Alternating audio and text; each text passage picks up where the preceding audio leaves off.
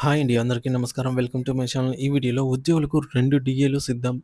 Pending బకాయిల చెల్లింపులు, 2025 బడ్జెట్‌లో నిధుల కేటాయింపు, పూర్తి సమాచారాన్ని వీడియోలో తెలుసుకుందాము. వీడియోని ఎక్కడే గాని స్కిప్ చేయకుండా ఎండ్ వరకు చూడండి. అప్పుడే ఇన్ఫర్మేషన్ పూర్తిగా అర్థమవుతుంది. వీడియో చూస్తున్న ప్రతి ఒక్కరు వీడియోకి లైక్ చేయండి ఫ్రెండ్స్. వీడియోని తోటి ఉద్యోగ పెన్షన్ మిత్రులతో అయితే షేర్ చేయండి. కొత్తగా మన ఛానల్ చూస్తున్నవారు సబ్స్క్రైబ్ చేసుకున్నట్లయితే వెంటనే మన ఛానల్‌ని సబ్స్క్రైబ్ చేసుకోండి. సో, దీని ద్వారా నేను చేసే లేటెస్ట్ వీడియోస్ అన్నీ మీ వరకు రీచ్ అవుతాయి.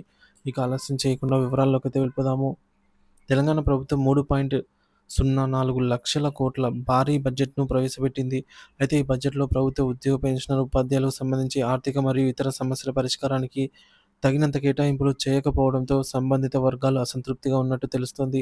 ముఖ్యంగా ఉద్యోగుల పీఆర్సీ, పెండింగ్ డీఏలు, హెల్త్ కార్డుల సమస్యలు ఇంకా పరిష్కారం కాకపోవడం ఉద్యోగుల సంఘాల ఆందోళనకు కారణమైంది. ప్రస్తుతం ప్రభుత్వం పీఆర్సీ అమలు విషయంపై స్పష్టత లేకపోవడంలో ఉద్యోగుల్లో తీవ్ర నిరాశ కలిగించింది. బడ్జెట్‌లో పీఆర్సీకి సంబంధించి నిధులు కేటాయించకపోవడమే గమనార్హము. ప్రభుత్వం ఆర్థిక పరిస్థితులను దృష్టిలో ఉంచుకొని పీఆర్సీ అమలు చేయలేమని సంకేతాలు ఇస్తోంది. పెండింగ్ డీఏలు ప్రస్తుతం తెలంగాణలో 5 డీఏలు పెండింగ్‌లో ఉన్నాయి. ముఖ్యంగా ఈ ఏడాది 1 లేదా 2 డీఏలను మంజూరు చేసే అవకాశం ఉన్నట్టు సమాచారం. హెల్త్ కార్డులు. ఉద్యోగుల హెల్త్ కార్డుల సమస్య ఇంకా కొనసాగుతూనే ఉంది.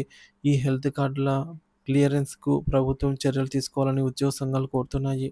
రిటైర్డ్ ఉద్యోగుల బకాయిలు. ప్రతి నెల రూ. 500,00,00,000 నిధులను రిటైర్డ్ ఉద్యోగుల పెండింగ్ బిల్స్ క్లియర్ చేయడానికి ప్రభుత్వం కేటాయించే అవకాశం ఉందని సమాచారం. సీనియారిటీ ప్రాతిపదికన బకాయిలను చెల్లించేలాగా ఆర్థిక శాఖ ఆదేశాలు జారీ చేసింది. జీతం భారం పెరుగుదల.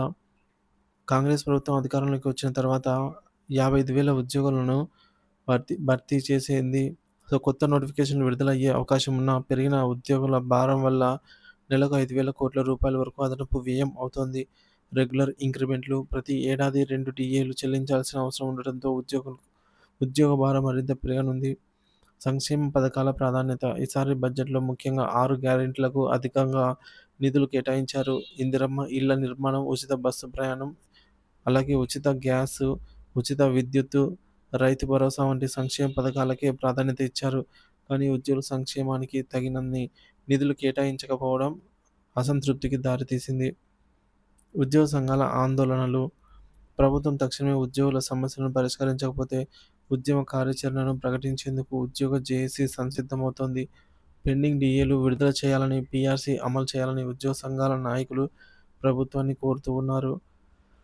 రాష్ట్ర ఆర్థిక పరిస్థితుల కారణంగా ప్రభుత్వం రిజర్వ్ బ్యాంక్ నుంచి అప్పులు తీసుకోకుండా జీతాలు ఇవ్వలేకపోతుందని చెబుతూ ఉండటం మరింత అసంతృప్తి కలిగిస్తోంది. సో, మొత్తానికి ఉద్యోగుల సంక్షేమాన్ని ప్రభుత్వం పరిగణలోకి తీసుకోవాలని, పెండింగ్ డీఏలు, హెల్త్ కార్డుల సమస్య, రిటైర్మెంట్ బెనిఫిట్స్ వంటి అంశాలను తక్షణమే పరిష్కరించేందుకు చర్యలు తీసుకోవాలని ఉద్యోగ సంఘాలు కోరుతున్నాయి.